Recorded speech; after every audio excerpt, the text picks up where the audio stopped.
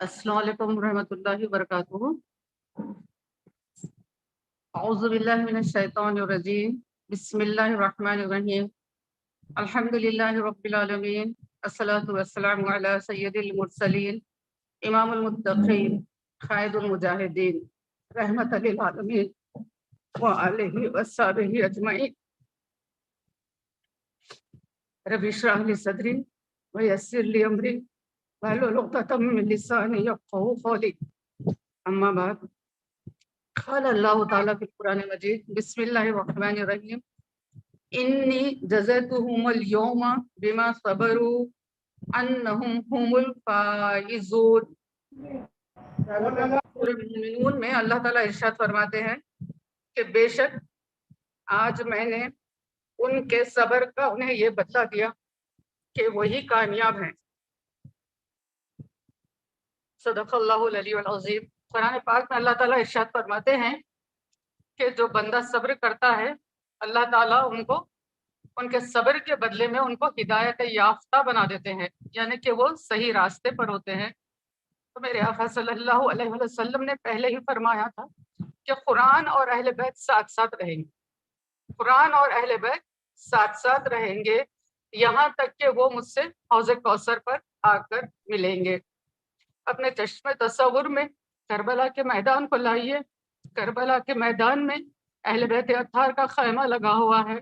اس خیمے کے اندر کئی لاشیں ہیں، کم سن بچوں کے ہیں، نوجوانوں کے ہیں، نوبیاہوں کے ہیں، اپنوں کے ہیں، غیروں کے ہیں، کچھ کٹے ہوئے ہیں، لہو بہہ رہا ہے، اور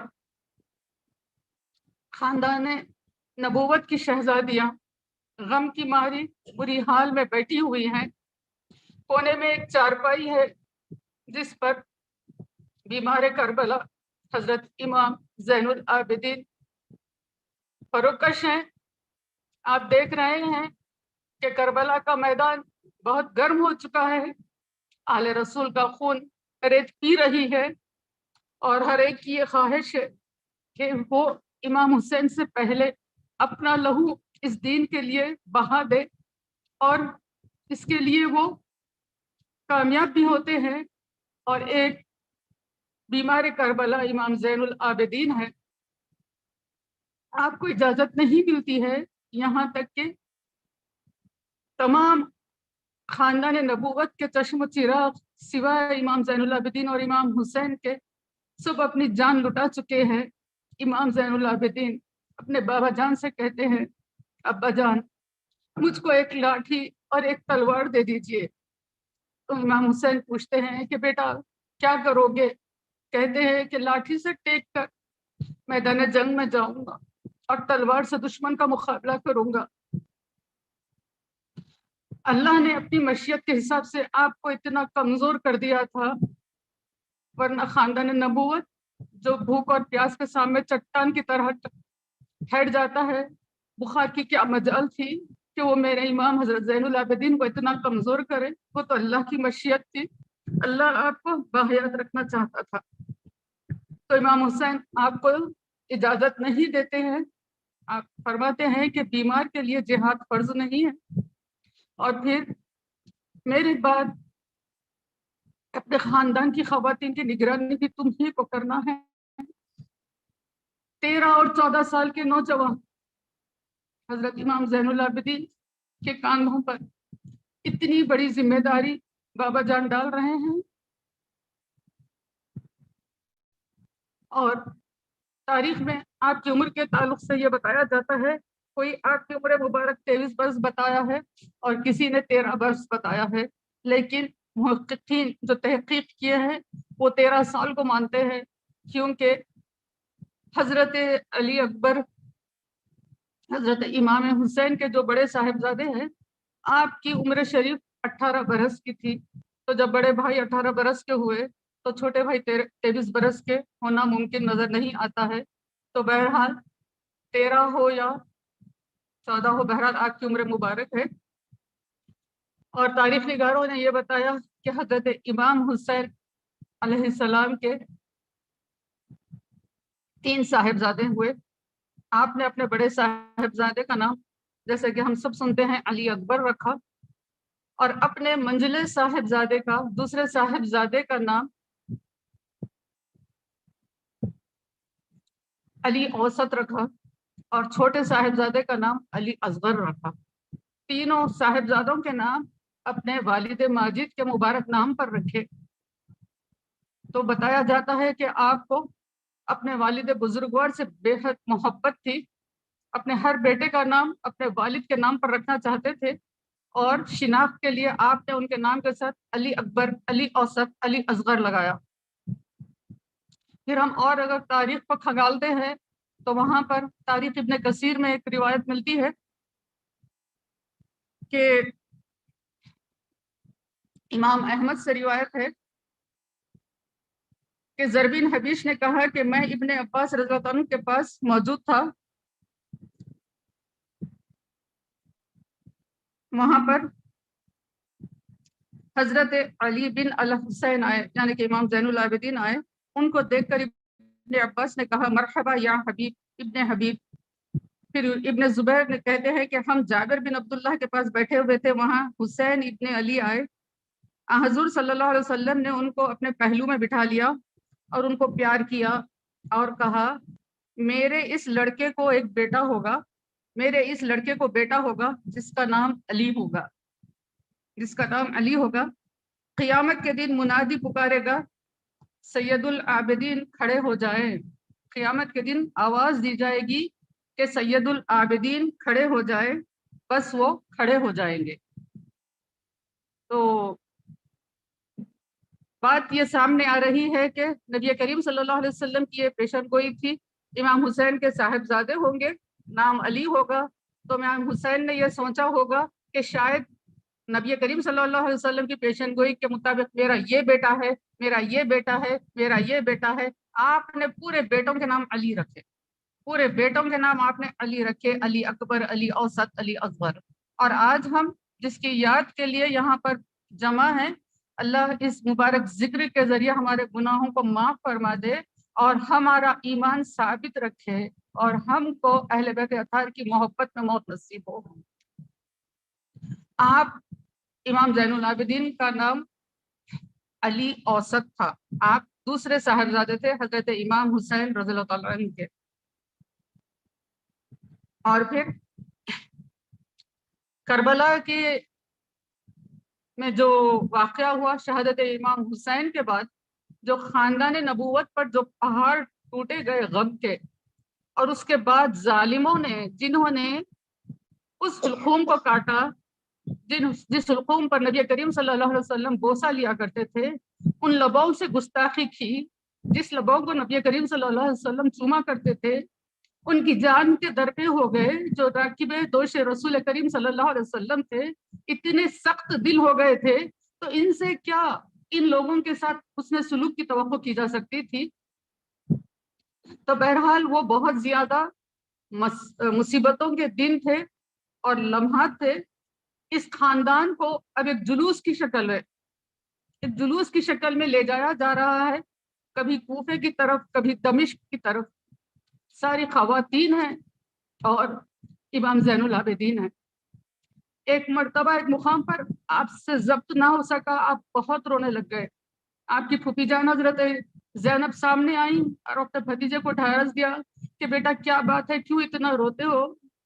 ظالموں نے اس قافلے کے سامنے امام حسین رضی اللہ تعالیٰ عنہ کے سر کو نیزے پر رکھا تھا، تو کتنا کرب ان کو ہو رہا ہوگا سوچئے۔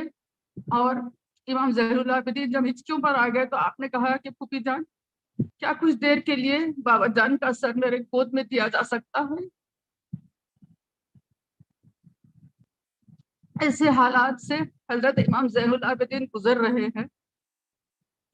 ظالموں نے یہ سب کیوں کیا؟ آخر انسان کے ذہن میں ایک سوال آتا ہے، اس لیے کہ دنیا کی محبت بہت زیادہ دلوں میں آ چکی تھی، اس لیے کہ اللہ تعالیٰ کا قرآن مجید میں وعدہ ہے، بسم اللہ الرحمن الرحیم،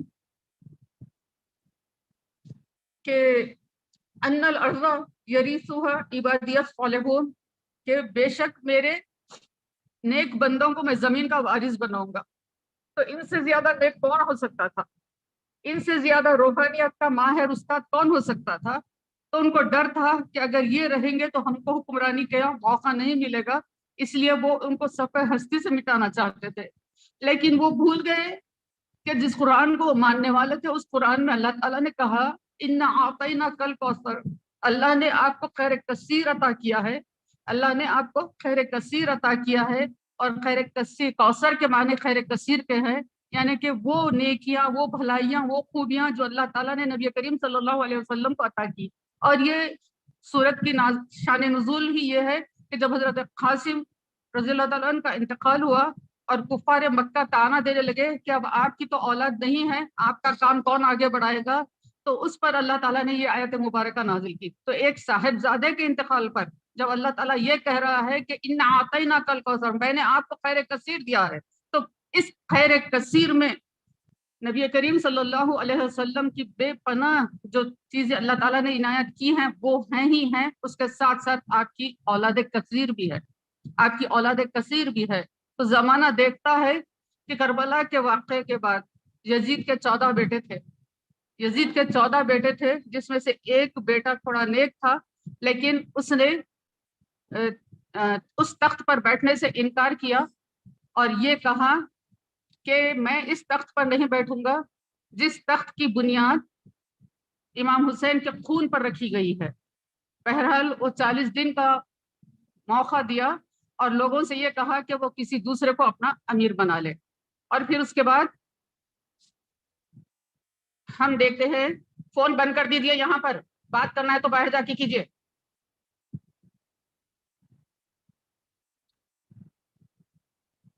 اور ادھر ہم دیکھ رہے ہیں خاندان نبوت کے چشم و چراغوں میں صرف ایک امام زین العابدین بیمار ہیں، اور اللہ تعالیٰ آپ کی نسل میں اتنی برکتیں عطا کیا ہے، اتنی برکتیں عطا کیا ہے کہ جو اسلام کو بچانے کے لیے لہو بہایا گیا تھا کربلا کے اندر، اس لہو کی زرخیزی ایسی ہوئی، اس لہو نے ایسی آبیاری کی دین اسلام کی، اس لہو کے ذریعے اس مبارک خون کے حاملین میں سے ایسے لوگ نکلے جو مفسرین بنے، جو محدثین بنے، جو صوفیہ بنے، جو کاملین بنے، جو صالحین بنے۔ تو ہم دیکھتے ہیں کہ کہیں ہم کو شیخ عبد القادر جیلانی نظر آتے ہیں، ہم دیکھتے ہیں کہیں ہم کو خواجہ معین الدین چشتی نظر آتے ہیں، ہم دیکھتے ہیں ہم کو کہیں دادا گنج بخش نظر آتے ہیں، ہم دیکھتے ہیں ہم کو بابا فرید نظر آتے ہیں، ہم دیکھتے ہیں ہم کو حضرت نظام الدین اولیاء نظر آتے ہیں، ہم دیکھتے ہیں ہم کو حضرت سید معین الدین حسینی شاہ خاموش صاحب نظر آتے ہیں، ہم دیکھتے ہیں کئی سادات و اکرام ہیں جنہوں نے دین کی بے انتہا خدمت کی، امت کو بھلائی کی طرف بلانا چاہا، بھٹکی ہوئی انسانیت کو صحیح راہ پر لانے کی انہوں نے بے پناہ کوشش کی۔ یہ ہے برکت جو اللہ تعالیٰ نے نبی کی آل کو عطا کی ہے، اور انہوں نے بعد میں دین کی اس طریقے سے خدمت کی کہ آج تک دین ان کی تعلیمات کا ممنون ہے، محتاج ہے۔ اور اس کے آگے ہم دیکھتے ہیں کہ اس طریقے کا سلوک جو اہل بیت اطہار کے ساتھ کیا گیا وہ یہ بتانے کے لیے کہ دیکھو اگر یہ لوگ نیک ہوتے، جیسے کہ خیمے کو آگ لگانے کے بعد ایک شقی نے یہ کہا تھا کہ نعوذ باللہ من ذالک، جہنم کی آگ سے پہلے دنیا میں آگ نے تم کو آ گھیرا ہے، نعوذ باللہ من ذالک۔ اتنے بڑے الفاظ آل رسول کے ساتھ، جن کے اتنے شان میں احادیث موجود ہے، ان کے ساتھ یہ بات کہی گئی۔ تو جو اس طریقے کی بات کر رہے تھے تو وہ یہ بتانا چاہ رہے تھے کہ اگر یہ نیک ہوتے، اگر یہ حق پر ہوتے تو اللہ تعالیٰ ان کا ساتھ دیتا تھا۔ اور اللہ آج ہم کو جو عزت دیا ہے، وہ سمجھ رہے تھے کہ اللہ نے ان کو عزت دی ہے، اللہ نے حکمرانی دی ہے، تو وہ لوگوں کو یہ بتانا چاہ رہے تھے کہ اللہ کی مدد ہمارے ساتھ ہے، ہم حق پر ہے، یہ لوگ جو ہے نا ان کے ساتھ اللہ کی مدد نہیں ہے، نعوذ باللہ من ذالک۔ وہ اس طریقے سے لوگوں کو بتانا چاہ رہے تھے۔ بہرحال حضرت امام زین العابدین جب یزید کے دربار میں پہنچے، پھر وہاں سے آپ جامع مسجد کے کمرے میں آپ کو قید کر کر رکھا گیا، جامع مسجد جہاں پر بہت سے لوگ نماز کے لیے آتے ہیں، بڑی مسجد کو جامع مسجد کہا جاتا ہے، لوگ زیادہ جمع ہوتے ہیں تاکہ ہر 5 وقت جو نمازی آتے ہیں وہ آپ کو دیکھیں، دیکھ کر سمجھیں کہ یہ کوئی قیدی ہے، یہ کوئی نعوذ باللہ مجرم ہے، یہ سزا کے طور پر یہاں پر ان کو قید کیا گیا ہے۔ ان کے عوام کے دل میں سے اہل بیت اطہار کی محبت کو نکالنا، عوام کے دل میں سے ان کی عظمت کو نکالنے کی خاطر اس طریقے کے حربے یزیدی قوتیں کرتی رہی۔ تو وہاں پر حضرت امام زین العابدین کو دیکھ کر پھر بھی لوگ جو ہے جب آپ کی طرف متوجہ ہوتے تو اب یزید کو یہ ہوا کہ میں ان سے کچھ حسن سلوک کا ڈھونگ رچوں تاکہ لوگ یہ سمجھے کہ میں نے ان کے اوپر زیادتی نہیں کی ہے، جو کچھ بھی کیا گیا وہ میرے ماتحتوں نے کیا ہے، میں نے نہیں کیا ہے۔ اب جب بہت زیادہ پریشان کن ہو جاتی ہے، بات پلٹنے کی آتی ہے تو آدمی پینترے بدلتا ہے۔ تو اس طریقے سے یزید نے بھی یہ کوشش کی اور یہ پوچھا کہ آپ کیا چاہتے ہیں، امام زین العابدین سے پوچھا کہ آپ کیا چاہتے ہیں۔ آپ نے کہا کہ مجھ کو خطبہ کہنے کی اجازت دی جائے، 13 سال کے نونہال ہیں اور خطبے کی اجازت، شیر خدا کا خون ہے، خطبے کی اجازت طلب کر رہے ہیں۔ جب خطبے کی اجازت دی گئی تو آپ جیسے ہی خطبہ شروع کیے تو آپ حضرت امام حسین رضی اللہ تعالیٰ کی شہادت کا مقصد بتائے، نبی کریم صلی اللہ علیہ وسلم کی تعلیمات سامنے رکھنا شروع کیے تو لوگ زار و خطر رونا شروع کر دیے، اور یہ اب پریشان ہو گیا کہ کہیں یہ ان کا خطبہ اس طریقے سے جاری رہا تو پوری عوام مجھ پر پلٹ جائے گی۔ تو اس نے یہ کہا کہ مؤذن سے کہا کہ اذان دے دو، تو اذان کہہ دی گئی۔ اذان کہہ دی گئی اس لیے کہ یہ جو زبان حق کہہ رہی ہے وہ رک جائے، اسی لیے ہر کام میں نیتوں کو دیکھا جاتا ہے۔ تو اذان جب کہی گئی تو حضرت امام زین العابدین نے اپنا خطبہ تو روکا، لیکن مؤذن جب اشہد ان محمد رسول اللہ پر پہنچا تو آپ نے کہا کہ دیکھو اذان میں آج بھی ہمارے نانا حضرت کا نام لیا جا رہا ہے۔ تو اس طریقے سے ایک حکمت کے ساتھ آپ نے لوگوں کے سامنے اپنی بات کو رکھا، اور پھر اس کے بعد جب مدینہ منورہ آپ کو لے کر جایا گیا تو آپ وہاں پر نبی کریم صلی اللہ علیہ وسلم کے روضہ اقدس پر سب سے پہلے حاضری دی اور اپنے پورے کربلا کے احوال نانا جان کے سامنے سنا دیے کھڑے۔ اور حضرت امام زین العابدین کربلا کے بعد آپ جتنے بھی دن رہے، لوگ کہتے ہیں کہ کبھی ہم نے آپ کو مسکراتے ہوئے بھی نہیں دیکھا، ہنسنا تو دور کی بات ہے، مسکراتے ہوئے بھی ہم نے آپ کو نہیں دیکھا۔ اور آپ اتنا روتے کہ آپ کا جو گھر کے اوپر جو بالا خانے میں ایک کمرہ تھا وہاں آپ عبادت اور ذکر زیادہ کیا کرتے تھے، تو وہاں جا کر آپ شام میں اتنا رویا کرتے رات میں اندھیرے میں کہ آپ کے آنسو جو بہتے تھے اس کی وجہ سے اس کی چھت ٹپکنا شروع ہو جاتی تھی، چھت سے نیچے پانی گرتا تھا اور گھر میں سے پانی بہنا شروع ہو جاتا تھا۔ لوگ یہ پوچھتے تھے کہ اللہ نے آپ کو اتنی نعمتوں سے سرفراز کیا ہے، ایمان دیا ہے، بہترین گھرانے کا چشم و چراغ بنایا ہے، قیامت میں آپ لوگوں کے لیے شفاعت ہے، آپ اتنا کیوں روتے ہیں؟ تو آپ نے جواب دیا، بتاؤ یعقوب نے ایک یوسف کے گم ہونے پر 40 سال تک روتے روتے اپنے آنکھوں کی بینائی گنوا دی ہے، بتاؤ میں کس کس کو بھولوں؟ میں علی اکبر کو بھولوں، میں علی اصغر کو بھولوں، میں اون محمد کو بھولوں، میں قاسم کو بھولوں، میں اپنے ان خاندان کے 18-20 نوجوانوں کو بھولوں جو ہمارے سامنے جن کو کاٹا گیا ہے، علی اصغر کے وہ لٹکتے ہوئے سر کو بھولوں جس کو اشقیاء نے 2 دھاری تیر کے ذریعے سے آپ ختم کیا تھا، اور لوگوں نے بتایا کہ یہ وہ اس تیر تھی جو کہ جانوروں کو مارنے کے لیے استعمال کی جاتی ہے۔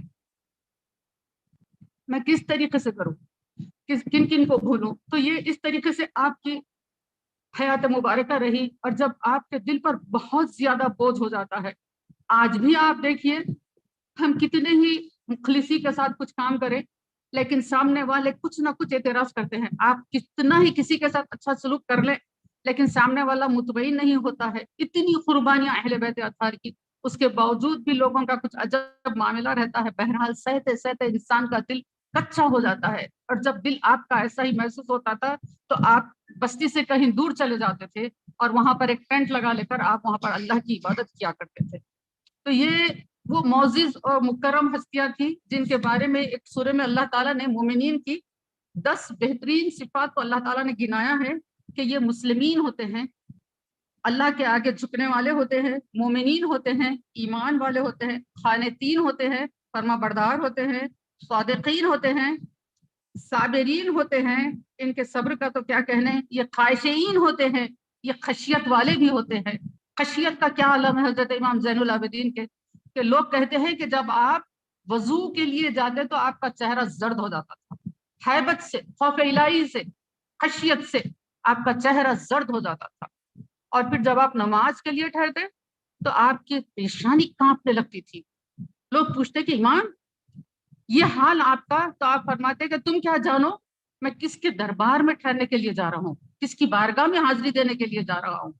تو جو جتنا جانتا ہے اتنا زیادہ ڈرتا ہے. جیسے آپا نے ابھی بتایا کہ جو جتنا جانتا ہے اور سیکھنے کی دھن کرتا ہے، ویسے ہی جو جتنا اللہ کو جانتا ہے وہ اتنا اور ڈرتا ہے. جو گناہ کرتا ہے وہ بے باکی سے کرتا ہے، بے خوف ہو کر کرتا ہے، پہچانتا نہیں ہے اللہ کو، اللہ کی تعلیم کو نہیں پہچانتا ہے، اس کے غضب کو نہیں پہچانتا، اس کے عذاب کو نہیں پہچانتا، اس کی پکڑ کو نہیں پہچانتا، اس لیے وہ گناہ کرتا ہے.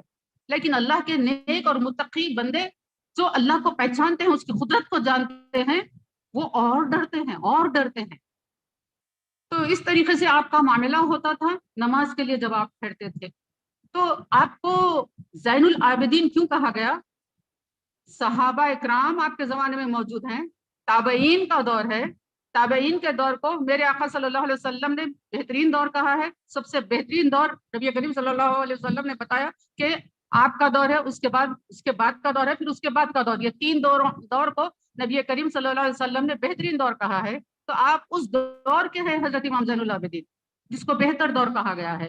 اور اس میں اتنے نیک لوگ ہیں، تابعین ہیں، صحابہ ہے، اور وہ لوگ آپ کو خطاب دے رہے ہیں زین العابدین، یعنی عبادت گزاروں کی زینت، جن کی زینت ہے یہ، ان کی یہ آرائش ہے، زینت ہے.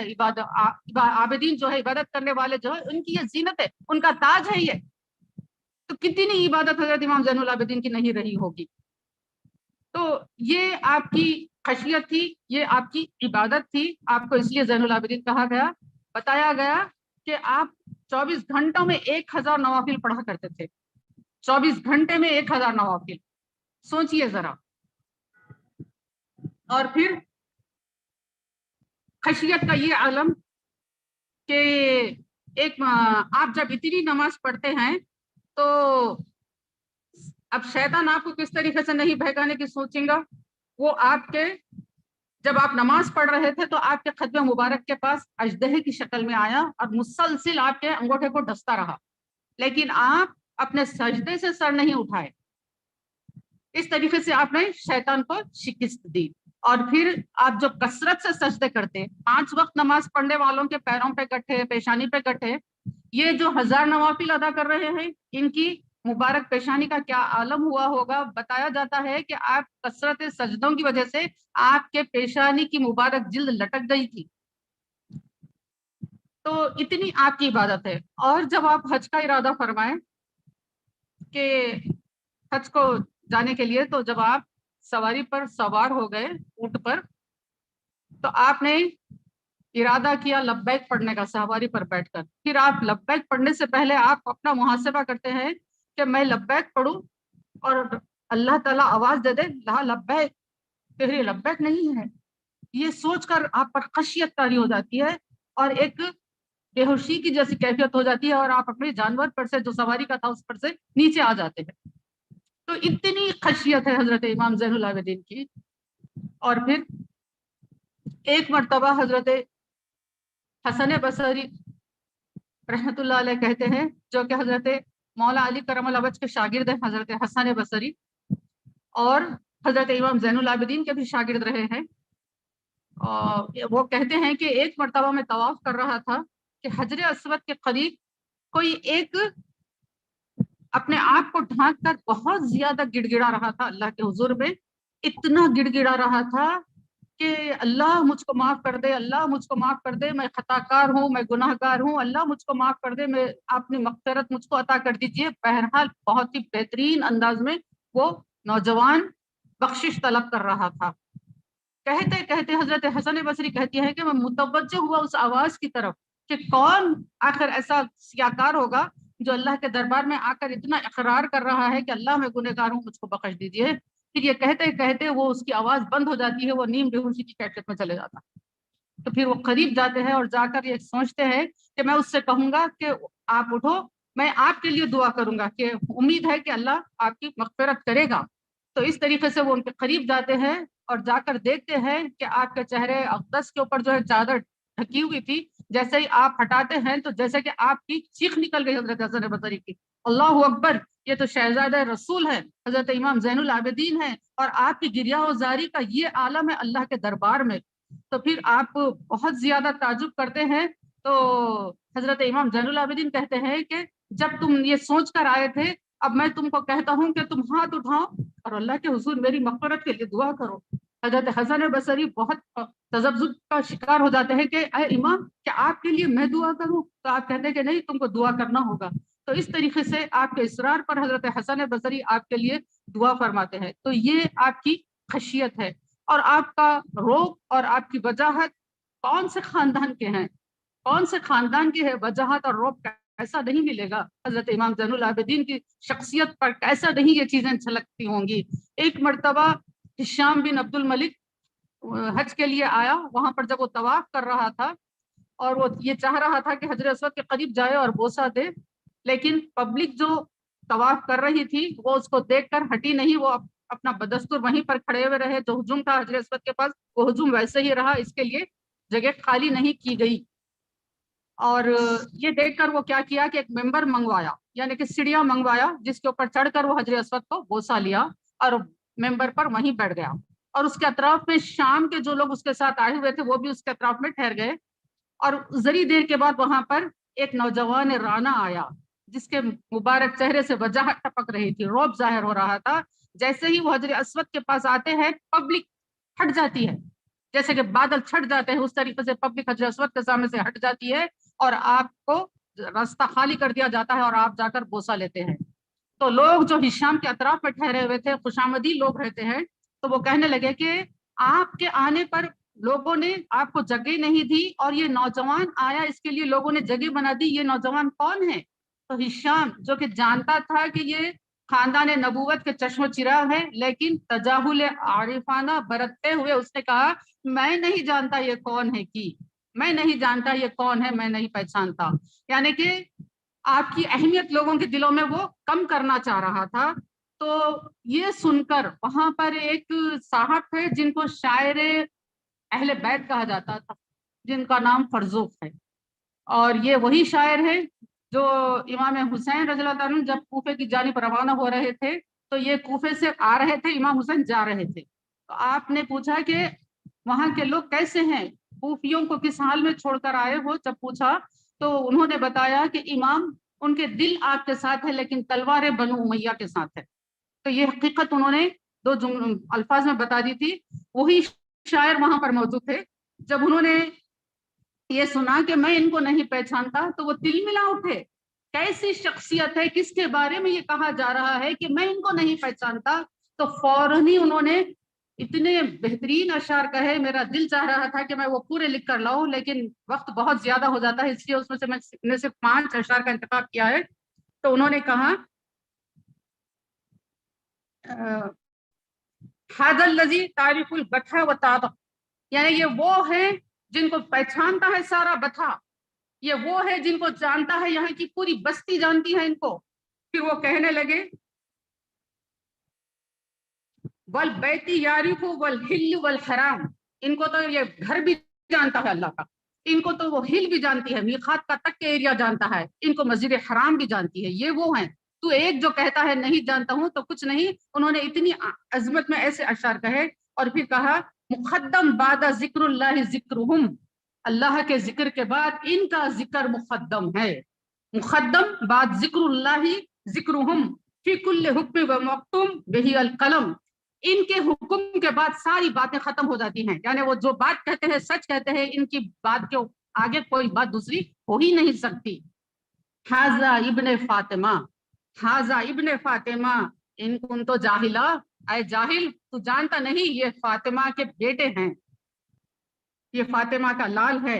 بجد انبیاء اللہ قد ختموا، کہ جن کے جد کے اوپر، جن کے نانا جان کے اوپر اللہ تعالیٰ نے نبوت کو ختم کیا ہے۔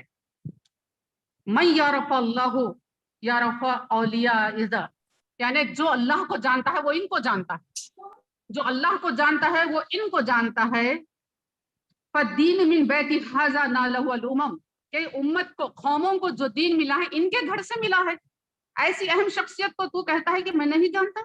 تو اتنے پیارا قصیدہ انہوں نے بہت بڑا طویل اسی وقت کہا، اور جب یہ وہ سنا ہشام تو اور وہ تلملا گیا، اور اس کے بعد کیا کیا، ان صحاب کو وہ جیل میں ڈال دیا، مکہ اور مدینے کے درمیان کی ایک جگہ میں ان کو قید کر دیا۔ اب جب گھر کا آدمی جب قید کر دیا جاتا ہے تو گھر والوں کی زندگی کا گزر بسر کا مسئلہ ہو جاتا ہے، تو امام زین العابدین ان کے پاس کچھ رقم بھیجے 50,000 دینار کی فرزق کے پاس، تو انہوں نے یہ واپس کر دیا، کہا کہ نہیں، میں نے اللہ کا حق نبھایا ہے، میں نے سچ بات کہی ہے، میں نے نبی کریم صلی اللہ علیہ وسلم کی محبت کا، اہل بیت اطہار کی محبت کا حق نبھایا ہے، میں ان اشعار کے معاوضے کے بدلے میں پیسے قبول نہیں کرتا، یہ کہتے ہوئے انہوں نے پیسے واپس کر دیے۔ کون سا زمانہ ہے؟ بینکوں کے یہ فون کے ٹرانسفر کا زمانہ نہیں ہے، آدمی لے کر جاتا ہے اونٹ پر، گھوڑے پر، خچر پر، ایک بستی سے دوسری بستی، 1 مہینہ 1.5 مہینہ لگ جاتا ہے جانے میں، پھر وہ پیسے واپس کر رہے ہیں، وہ آدمی لے کر آ رہا ہے، پھر حضرت امام زین العابدین کہتے ہیں کہ تمہاری جو صدق نیت ہے، نیت کی جو سچائی ہے وہ تو اللہ جانتا ہے، لیکن یہ پیسے تم واپس مت کرو، تو وہ امام کے حکم پر وہ پیسے رکھ لیتے ہیں۔ تو اس طریقے سے اہل بیت اطہار کو اور ان کے چاہنے والوں کو ستایا جا رہا تھا اس زمانے میں۔ اور حضرت امام زین العابدین آپ جو ہے اب یہاں پر دیکھیے کہ بیت کی اہمیت کیوں شروع ہو گئی، کیوں ایسا ہو گیا کہ اب مرشدین کے ساتھ، اہل اللہ کے ساتھ بیت لینا ضروری ہو گیا۔ اب یہاں پہ کیا ہو گیا، یزید جب حکمران ہو گیا تو دین اور دنیا الگ ہو گئے، یہ عین شریعت کے مطابق تھا ہی نہیں، یہ عین اسلام کے مطابق تھا ہی نہیں، یزید ایسا حکمران تھا ہی نہیں جس کے ہاتھ پہ کہ لوگ بیعت کرتے اور اللہ تک پہنچنے کا راستہ تلاش کرتے، ہرگز نہیں ہو سکتا تھا۔ تو لہٰذا اب یہاں پر کیا ہو گیا کہ اہل اللہ کو اپنا ایک مدرسہ قائم کرنا پڑا، اپنا ایک مقام قائم کرنا پڑا، اپنے آپ کو اس مقصد کے لیے وقف کرنا پڑا کہ روحانیت کو باقی رکھے۔ اس روحانیت کو باقی رکھنے کے لیے انہوں نے اپنی زندگیاں لگا دی اور وہاں پر اپنے لوگوں کی تربیت کی، اپنے ماننے والوں کی تربیت کی کہ کس طریقے سے دنیا سے کنارہ کش ہو کر حق کے لیے جیا جاتا ہے اور حق کے لیے کام کیا جاتا ہے، اس طریقے سے وہاں پر تربیت کی گئی۔ اور حضرت امام زین العابدین کے صاحبزادے حضرت امام باقر ہے، اور حضرت امام باقر کے شاگردوں میں حضرت امام ابو حنیفہ ہے۔ تو اس طریقے سے خاندان نبوت کے چشم و چراغ نے دین کی خدمت کی ہے۔ اور جیسے کہ اللہ تعالیٰ مومنین کی کئی صفتیں قرآن پاک میں بیان کرتا ہے، تو ہم اگر امام زین العابدین کی حیات مبارکہ پر نظر ڈالتے ہیں تو یہ تمام پہلو آپ کی حیات مبارکہ میں نظر آتے ہیں، جو ابھی ہم نے سنا کہ یہ صابرین بھی ہے، اتنی مصیبت اللہ تعالیٰ کی طرف سے آئی ہے اور اس پر بھی وہ صبر کرتے ہیں۔ اور پھر اللہ تعالیٰ کیا کہتا ہے صبر کرنے والوں کے لیے، بسم اللہ الرحمن الرحیم، الذین اذا اصابتهم مصیبۃ قالوا انا للہ وانا الیہ راجعون اولئک علیہم صلوات من ربہم ورحمۃ واولئک هم المہتدون۔ ایسے لوگوں پر اللہ کا درود ہے، اللہ کی رحمت ہے، جو صبر کرتے ہیں۔ کربلا کے میدان والوں سے زیادہ صبر دنیا سے کیا ہے؟ تو اللہ تعالیٰ یہ کہہ رہا ہے کہ اللہ تعالیٰ ان کے اوپر درود بھیجتا ہے، اللہ تعالیٰ ان پر رحمتیں نازل کرتا ہے، اور اللہ تعالیٰ یہ بتا دیا ہے کہ وَأُولَئِكَ هُمُ الْمُهْتَدُونَ، یہ وہی لوگ ہیں جو کہ ہدایت یافتہ رہیں گے۔ تو یہ ان کے صبر کا صلہ اللہ تعالیٰ نے دیا۔ اور یہ کیا ہے، متصدقین بھی ہے، یعنی صدقہ اور خیرات کرنے والے ہیں۔ ایک بات بہت مشہور ہے کہ آپ کے مثال مبارک کے بعد ایک بات سامنے آئی کہ حضرت امام زین العابدین کے پاس لوگ بہت زیادہ تحائف بھیجا کرتے تھے، اسلام پھیل رہا تھا، غنیمتیں بہت آ رہی تھی، لوگ آپ کے پاس تحفے بھیج رہے تھے، اور امام کیا کر رہے ہیں، اپنے لیے جمع نہیں کر رہے ہیں، آپ اناج اور غلہ گھر میں منگواتے تھے اور روز رات کو اندھیرے میں آپ اپنی پیٹھ پر بوریے لے جا کر غریب لوگوں کے گھروں میں پہنچاتے تھے۔ آپ کہا جاتا ہے کہ مدینے کے 100 گھروں کی آپ کفالت کرتے تھے، 100 گھروں میں اناج ڈلوانا آپ کا کام معمول رہا، اور خود اپنے کاندھوں پر لے کر جاتے تھے، رات کے اندھیرے میں لے جاتے تھے۔ ایک مرتبہ آپ کے صاحبزادے حضرت امام باقر نے دیکھا کہ آپ کندھوں پر اپنے پیٹھ پر بوریے لے جا رہے ہیں، تو ابا جان آپ بتائیے کس کے پاس دے کر آنا ہے، میں دے کر آتا ہوں۔ تو آپ نے بتایا کہ بیٹا اگر میں تجھ کو بتاؤں گا کہ فلاں کے گھر پر دینا ہے تو میں ان کا نام تم کو بتا دینا پڑے گا، لیکن میں یہ نہیں چاہتا کہ وہ ان کا نام بھی تمہارے سامنے ظاہر کروں اور ان کو شرمندہ کروں، لہٰذا میں مجھ کو خود ہی جانے دو اور میں خود دے کر آتا ہوں۔ اس طریقے سے آپ کا معمول رہا، اتنی عبادتیں اور عوام کی اتنی خدمت، کیسے اللہ تعالیٰ نے برکت دی ہے ان کے وقت میں، کیونکہ یہ اپنی زندگی کے ناز و نام سے اپنے آپ کو دور رکھے تھے، رہائش، آرائش اور کھانا پینا، اس میں آپ لوگوں کا وقت نہیں تھا، جو کچھ تھا بس اللہ کی عبادت کے لیے تھا، مخلوق کی خدمت کے لیے تھا۔ تو اس طریقے سے آپ کا معمول رہا، اور لوگ بھی نہیں جانتے تھے کہ یہ لانے والا اناج لانے والے زین العابدین، لوگ بھی نہیں پہچانتے تھے۔ جب آپ کا انتقال ہوا، اناج گھروں میں نہیں پہنچا، تو جب لوگوں کو معلوم ہوا کہ ارے یہ صاحب تھے جو ہمارے پاس اناج لا کر دیا کرتے تھے، تو یہ آپ کا فیاضی ہے، یہ آپ کا ہے۔ اور ایک مرتبہ حضرت اسامہ بن زید کے صاحبزادے آ کر آپ کے سامنے رو رہے تھے، تو آپ نے پوچھا کہ بھائی رونے کی وجہ کیا ہے؟ تو انہوں نے کہا کہ میرا کچھ قرض ہے۔ تو آپ نے وہ رقم پوچھی اور فوراً ان کو وہ رقم حوالے کر دی کہ تم اپنا قرض ادا کر دو۔ بہت زیادہ فیاض، نہ صرف انسانوں کے اوپر بلکہ جانوروں پر بھی۔ ایک مرتبہ حضرت امام باقر فرماتے ہیں کہ ابا جان جو ہے رات میں آپ کمرے میں اپنے نماز پڑھ رہے تھے، ایک ہرنی آئی اور دروازے کو باضابطہ دستک دے رہی تھی۔ تو جب آپ نے بتایا کہ بابا ہرنی ہے دروازے پر دستک دے رہی ہے، تو کہا کہ دروازہ کھولو۔ تو ہرنی قریب جب آئی تو وہ آپ کے کانوں کے پاس اپنا منڈا لائی اور وہاں پر کچھ کہی۔ یہ سن کر حضرت امام زین العابدین جو ہے باہر نکلے، ہرن سامنے چل رہی ہے، امام پیچھے جا رہے ہیں، ہرن سامنے جا رہی ہے، امام پیچھے جا رہے ہیں۔ چلتے چلتے چلتے آخر وہ ایک گھر کے پاس لے کے گئی، وہاں پر رکی، تو آپ نے وہاں پر دستک دیا، اور جب اس میں سے ایک آدمی باہر نکلا تو آپ نے پوچھا کہ تمہارے پاس ہرنی کے 2 بچے ہیں؟ تو اس نے کہا کہ ہاں میرے۔ تو اس نے پوچھا کہ کیوں، تم کیا کرو گے؟ تو آپ نے بتایا کہ میں وہ تم سے خرید چاہتا ہوں۔ تو وہ اس نے کہا کہ میرا تو یہ معمول ہے کہ میں دن میں شکار کرتا ہوں اور صبح کو لے جا کر بیچتا ہوں، اور آپ رات کو آگے نیند خراب کرنے کے لیے تو میں اب دام زیادہ لوں گا۔ تو آپ نے کہا کہ کوئی مسئلہ نہیں ہے، تم جو چاہے دام لو اور مجھ کو ہرنی کے 2 بچے دے دو۔ تو بہرحال وہ رقم ادا کر کے ہرنی کے بچے لیے، اور آپ وہ ہرنی کو اس کے بچے حوالے کیے۔ تو اس طریقے سے آپ کی فیاضی رہی ہے، اور فیاضی کے بے انتہا بے شمار واقعات ہیں جو حضرت امام زین العابدین کے ساتھ ہیں۔ اور عفو و درگزر کا جو معاملہ ہے، اتنا عفو کرم ہے آپ کا لوگوں کے ساتھ کہ ایک مرتبہ مروان جب مدینہ سے بدلہ لینے کے لیے کو اٹھا دیا تھا، ایک ایک کو چن چن کر قاتلہ نے امام حسین سے انہوں نے ویسے ہی کیا جیسے ظالم لوگ لوگوں کے ساتھ ظلم و زیادتی کیے تھے، تو صفوی نے اسی طریقے سے قاتلہ نے امام حسین کو ختم کیا، ویسے ہی مارا۔ تو مروان جو ہے اس وقت بھاگ کر آتا ہے، امام زین العابدین سے التجا کرتا ہے کہ مجھ کو جائے پناہ دے دیجیے۔ کون ہے مروان جو کہ امام حسین کے خلاف جو ہے یزید کی فوج میں شامل تھا، بہت زیادہ اس کا کردار رہا ہے، اور وہ آ کر التجا کرتا ہے مجھ کو آپ پناہ دیجیے۔ تو آپ اس کو پہلے پانی پلاتے ہیں تو پوچھتے ہیں، آپ پھر پوچھتے ہیں جب وہ پانی پی چکا، کیونکہ بھاگ بھاگ کر پریشان آیا تھا، سانس پھول رہی تھی، تو جب پانی ختم ہوا تو آپ نے پوچھا کہ کیا پانی اور چاہیے؟ تو وہ کہتا ہے کہ اور چاہیے۔ تو جب آپ اور ڈالتے ہیں تو دوسرا کٹورا بھی جب پورا ہوتا ہے تو پھر آپ دریافت کرتے ہیں کیا پانی اور چاہیے؟ تو وہ اب پانی آپ کے ہاتھوں سے جو اتنا پیا، شرمندہ ہو کر پانی ہو گیا، اور پوچھا کہ امام کیا آپ نے مجھ کو پہچانا نہیں؟ میں وہی شقی ہوں جو آپ لوگوں پر پانی بند کر دیا تھا۔ تو آپ کہتے ہیں ارے میں تجھ کو کیسے نہیں پہچانتا، کیا میرے بابا کے ساتھ جو ظلم و زیادتی تم لوگوں نے کی ہے، کہ علی اصغر کو پیاس سے بلکتے ہوئے مرنے کے لیے تم لوگوں نے چھوڑا، میں کس طریقے سے تم کو بھولتا ہوں؟ وہ جو تم نے کیا تھا تمہارا عمل تھا، یہ جو میں کر رہا ہوں یہ میرا عمل ہے۔ اس کے بعد مروان بہت زیادہ آپ کا معتقد ہو گیا تھا، آپ سے بہت زیادہ حسن سلوک کرنے لگا تھا۔ تو اس طریقے سے مروان کے ساتھ آپ کا سلوک رہا ہے۔ اور پھر بتایا جاتا ہے کہ ایک مرتبہ ایک کڑھائی لائی گئی جس کے اندر گوشت بھنا ہوا تھا، اور جو خادم تھا، جو خدمتگار تھا، وہ کڑھائی آپ کے صاحبزادے کے اوپر گرا دیا، جس کی وجہ سے ان کی موت واقع ہو گئی، وہ انتقال کر گئے۔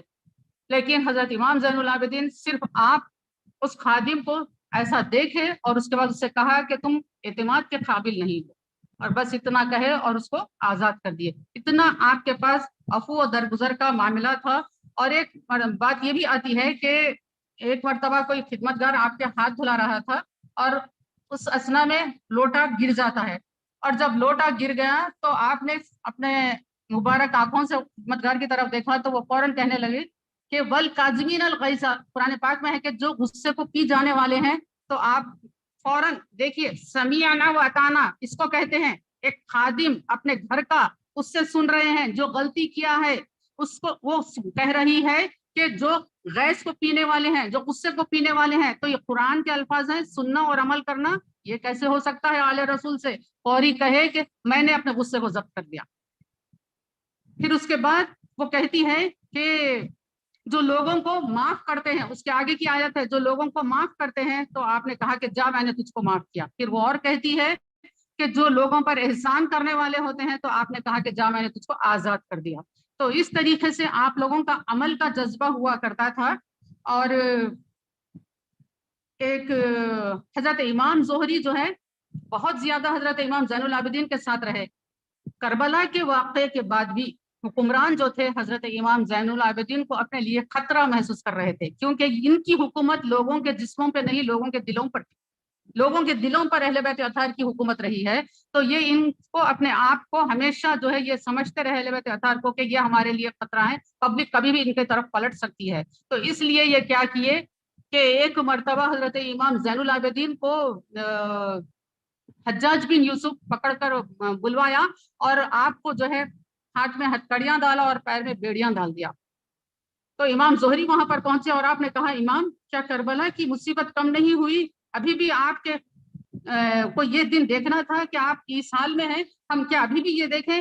میرا جی یہ چاہتا ہے کہ آپ یہاں سے ہٹ جائیں، میں آپ کی جگہ زنجیر اور ہتھکڑی پہن لوں. امام زہری نے کہا. تو حضرت امام زین العابدین نے فرمایا زہری تم کیا سمجھتے ہو؟ اگر میں چاہوں تو یہ ہتھکڑیوں اور زنجیروں سے میں اپنے آپ کو آزاد کر لوں. یہ کہہ کر آپ نے اللہ اکبر کہہ کر ایک جھٹکا دیا تو آپ کے ہاتھ سے ہتھکڑیاں نکل گئیں، پیر سے بیڑیاں نکل گئیں اور آپ نے امام زہری کو بتایا کہ یہ ہو سکتا ہے لیکن ہم اللہ تعالیٰ کی مشیت پر راضی رہنے والے ہیں. جو اللہ تعالیٰ چاہتا ہے کہ دن جس طریقے سے چلے ہم اس پر راضی رہنا چاہتے ہیں. تو اس طریقے سے آپ لوگوں کا صبر رہا ہے. اور ایک مرتبہ حضرت امام زہری ہی ہیں آپ کے پاس آئے اور کہنے لگے کہ مجھ سے فلاں گناہ سرزد ہو گیا ہے، بہت پریشان دکھائی دے رہے تھے آپ. تو آپ نے کہا کہ اللہ کی رحمت سے مایوس کیوں ہوتے ہو؟ تم توبہ کرو، استغفار کر لو اور اللہ تعالیٰ بہت زیادہ معاف کرنے والا ہے. اور ایک مرتبہ یہ ہے کہ امام زین العابدین جب کسی کو آپ صدقہ دیتے تھے اور رات کو آپ صدقے دیا کرتے تھے اور جب آپ صدقہ دیتے تو اپنا چادر پوری جو ہے اس طریقے سے چہرے پہ لٹکا لیا کرتے تھے تاکہ لینے والا دیکھے نہیں کہ کون دے رہا ہے. اور دینے سے پہلے آپ اس کی پیشانی کو چومتے تھے. صدقہ جو شخص لے رہا ہے اس کی پیشانی کو چومتے تھے کہ میرا صدقہ تو قبول کر رہا ہے، مجھ کو نیکی کرنے کا موقع دے رہا ہے. تو آپ پیشانی کو پہلے چومتے تھے، بعد میں اس کے ہاتھ میں پیسے رکھتے تھے اور یہ خیال تھا کہ یہ تیرے ہاتھ میں پہنچنے سے پہلے اللہ کے ہاتھ میں پہنچتا ہے، صدقہ لینے والے کے ہاتھ میں پہنچنے سے پہلے اللہ کے ہاتھ میں پہنچتا ہے. تو اسی لیے امام زین العابدین لینے والے کی پیشانی کو چومتے تھے، بعد میں دیتے تھے. اتنا احترام سے آپ دیتے تھے. تو ایک سائل آیا تھا، آپ نے اسی طریقے کا معمول کیا، اپنا چہرہ ڈھانک کر رکھا اور فوری اس کی طرف سے پلٹ گئے. تو وہ کہنے لگا کہ میں آپ سے ملنے آیا ہوں. تو آپ نے کہا کہ میں تجھ سے منہ پلٹانا چاہتا ہوں کیونکہ تو لینے والا ہے، آپ کے دل میں یہ خیال تھا. تو وہ کیا کیا، آپ کو برا بھلا کہنے لگا. تو امام زین العابدین نے کہا اے بھائی ہم تو بہت برے ہیں، اللہ نے میرے بہت سے عیوب تجھ سے پوشیدہ رکھے ہیں، یعنی تو جو کچھ بھی کہہ رہا ہے میں تو اس سے زیادہ برا ہوں، میرے عیوب اللہ تعالیٰ نے پوشیدہ رکھے ہیں. تو یہ ہے صبر، یہ ہے تحمل. اور علماء کرام لکھتے ہیں کہ یہ صبر ضبط خاندان نبوت میں ہوتا ہے کہ سامنے اگر کوئی چلاتا ہے تو اس کو پلٹ کر اس طریقے سے جواب نہیں دیتے ہیں بلکہ صبر ضبط کرتے ہیں. اس طریقے سے حضرت امام زین العابدین رضی اللہ تعالیٰ عنہ کی حیات مبارکہ رہی اور آپ رشد و ہدایت کی محافل سجایا کرتے تھے. اور پھر بالآخر ایک کوئی اور حکمراں رہا حجاج کے بعد جس نے آپ کو زہر دینے کی ترکیب کی اور آپ کو زہر دے دیا گیا اور 58 ایئرز میں 58 سال کی عمر میں آپ اس دنیا سے کوچ فرمائے. اور جب زہر آپ کے جسم کے اندر چلا گیا تو آپ کو یہ محسوس ہونے لگا گویا کہ اب میری زندگی کے آخری لمحات ہیں. آپ زہر پینے کے بعد فوری سجدے میں چلے گئے. لوگوں نے پوچھا امام زہر آپ کا گیا ہے، ظلم آپ پر کیا گیا ہے، اس حال میں بھی جبکہ زہر اندر جانے کے بعد کیسا ہوتا ہے، ایک انجیکشن لیے تو کتنی تکلیف ہوتی ہے، زہر جب پیٹ میں چلا جائے تو کتنی تکلیف ہو رہی ہوگی، پیٹ میں کافی درد محسوس ہو رہا ہے، اس کے باوجود سر سجدے میں چلا گیا. یہ ابن حسین ہے، یہ ابن حسین تو سر سجدے میں ہے. تو لوگوں نے پوچھا اتنی تکلیف میں بھی، حضرت امام باقر نے پوچھا جان اتنی تکلیف میں آپ چھپ رہے ہیں؟ تو آپ نے کہا کہ بیٹا میری خواہش تھی کہ میرے بابا شہید، میرے تایا شہید، میرے دادا شہید، میرے بھائیاں شہید، میرے چچایاں شہید، میرے دوسرے چچا زاد پھوپھی زاد تمام بھائیاں شہید، تو میری بھی یہ خواہش تھی کہ اللہ تعالیٰ مجھ کو بھی شہادت کی موت نصیب کرے۔ تو آج مجھ کو یہ لگ رہا ہے اللہ تعالیٰ نے میری دعا قبول کی ہے، تو اس لیے میں اللہ تعالیٰ کے آگے سجدہ ریز ہونا چاہتا ہوں۔ امام زین العابدین کا ایک واقعہ جو بہت مجھ کو یاد آ رہا ہے، وہ سن کر اپنی بات ختم کروں گی، کہ ایک مظلوم شخص آیا اور کہنے لگا کہ فلاں گورنر مجھ پر زیادتی کر رہا ہے اور میرا مال دبا کر رکھ لیا ہے، وہ میرا مال مجھ کو دے نہیں رہا ہے۔